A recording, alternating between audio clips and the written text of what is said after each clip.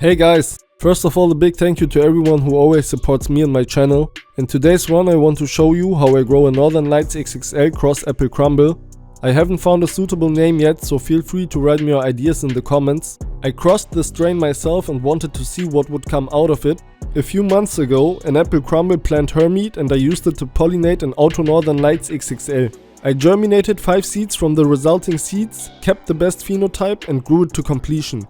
I want to empathize again that I'm fully aware that hermes should not be used as breeding material, but I wanted to test it anyway and show you in this video how I grow my own strain organically.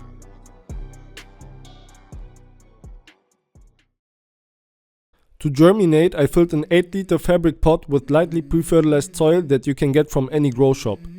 Then placed the seed in the center about 2 cm deep into the soil and sprayed water directly onto the seed once with a small spray bottle. Then covered the seed with soil and moistened the surface again with a few sprays. I then left the pot in the tent at over 15 degrees Celsius and checked it daily until the seedling had emerged to the surface. If you want to see exactly how this works, check out my video about the vegetation stage. As soon as the seedling emerged to the surface, the Northern Lights XXL cross apple crumble was placed under an 18-hour light cycle. I count day 1 from the moment the seedling emerged to the surface and shed its seed coat. I grew Northern Lights XXL cross apple crumble for 28 days in the vegetative stage under 18 hours of light and then placed it in the spider farmer setup for the flowering stage. Once the plant had grown roots through the 8-liter fabric pot, I fertilized it with approximately 3 grams per liter of medium, greenhouse feeding bio bloom for the flowering stage. This is an organic slow release fertilizer that supplies the plant with nutrients throughout the entire flowering stage. For me, this is the best method as I don't have time to mix a fertilizer solution every time I water. Furthermore, unlike many others, I honestly don't see any relevant price differences when you consider the amount of products required and the frequency of application. The setup is a 70 by 70 by 160 cm Spider Farmer complete grow tent kit with the Spider Farmer SF1000 LED, a 100mm or 4-inch inline fan, a 100mm or 4-inch activated carbon filter, and the 6-inch Spider Farmer clip fan with different speeds and adjustable oscillation. The entire setup is controlled and monitored via the GGS controller. I personally really like the Spider Farmer app as it allows you to control everything from your smartphone. You can find the links to the products below in the video description. Use my code 420Lexikon for an 8% discount on all Spider Farmer products. Here the plant is already in the flowering stage after the stretch. The stretch is the first 2 to 3 weeks of the flowering stage, in which the plant grows 100 to 200% in height, depending on the strain and the length of the vegetative stage. During the flowering stage, I lollipop the plant in the 3rd week, around day 21. When lollipopping, I remove all upper leaves that cast shadows on the bud sides, all lower leaves that no longer receive light, and all bud sides that are located in the lower third of the plant and are too underdeveloped so that the plant focuses on the upper flowers. Here you can see what the Northern Lights XXL cross apple crumble looks like before lollipopping. Here you can see what the Northern Lights XXL cross apple crumble looks like after lollipopping. When crossing, I crossed out the ruderellus component from the genetics, which is why this is a photoperiodic plant. This means that the plant will only enter the flowering stage when the light hours are changed to 12 hours of light. For the first 2 weeks, the plant is only watered with a small spray bottle. Once the plant is a little bigger, I start watering it properly. I do this by feeling the weight of the pot. You simply lift the pot before and after watering. If you do this often enough, you will know that a dry pot weighs almost nothing and you should let the pot dry out a little before each watering.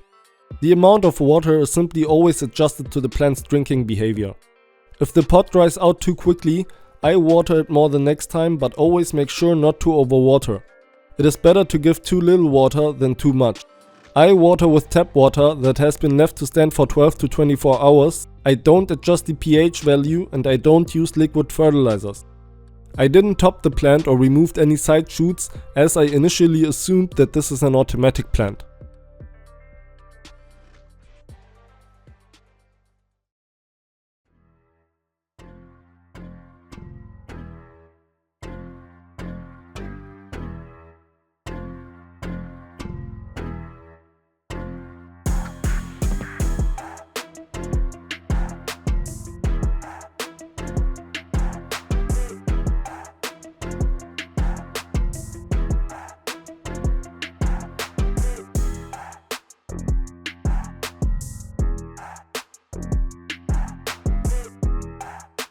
I noticed immediately with my own seeds, the plants are extremely vigorous, grow strongly, and above all, they are totally undemanding.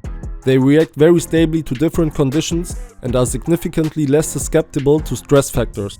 I really had no problems with nutrients or stress throughout the entire grow.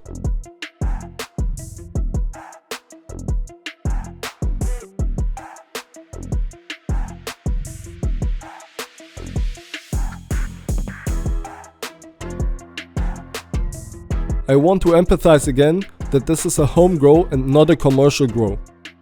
In every grow stage, the VPD or vapor pressure deficit is actually the ideal value that you should focus on. The VPD is influenced by the ratio of temperature to humidity. You can read and adjust your current VPD using charts. There are different charts for each type of lamp. I have included the ones for LEDs in the description. Of course, the GGS controller does this part of work for you and calculates your VPD in real time via the sensor. Throughout the day, so as long as the lights are on, I keep the recirculating clip fan running to reduce the chance of mold developing. If you would like some Northern Lights XXL Cross Apple Crumble seeds, feel free to message me on Instagram. In the first few weeks of the flowering stage, I sometimes raised the temperature to 29 degrees Celsius. In the last 2 weeks of the flowering stage, however, I take more care not to exceed 25 degrees Celsius in order to preserve terpenes and cannabinoids. The GGS is ideal for this. The SF1000 also produces hardly any heat in the 70x70 tent, which means that temperatures remain low. Talk to me.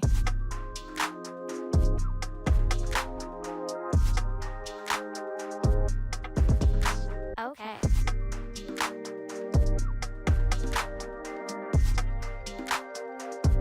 I have to say the GGS, or rather the GGS in combination with the Spider Farmer app, really takes a lot of work off my hands, as I can easily monitor and control all parameters via the app. For example, I can control my tent from my bed, from the couch, or even when I'm on the go. I can see immediately when the temperatures get too high and control my tent manually, or simply preset all the parameters so that the tent reacts automatically if anything happens.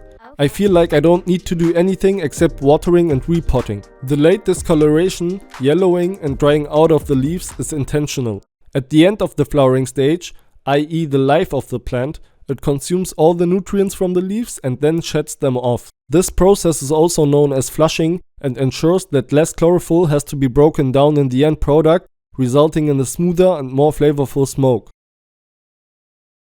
This time I didn't play around with 48 hours of only light or only darkness before harvesting, as the plant was still in the tent with other plants. On day 59 I harvested the Northern Lights XXL Cross Apple Crumble.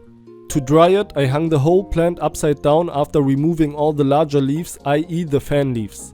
It is best to hang the plant in the dark at a temperature of 16 to 19 degrees Celsius and a humidity of 55 to 60% to protect terpenes and cannabinoid.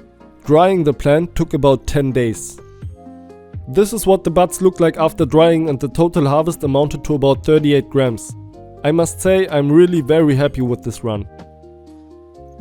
Check out the links in the video description where you will find all the products that I used here. Use my code 420Lexikon for an 8% discount on all Spider Farmer products.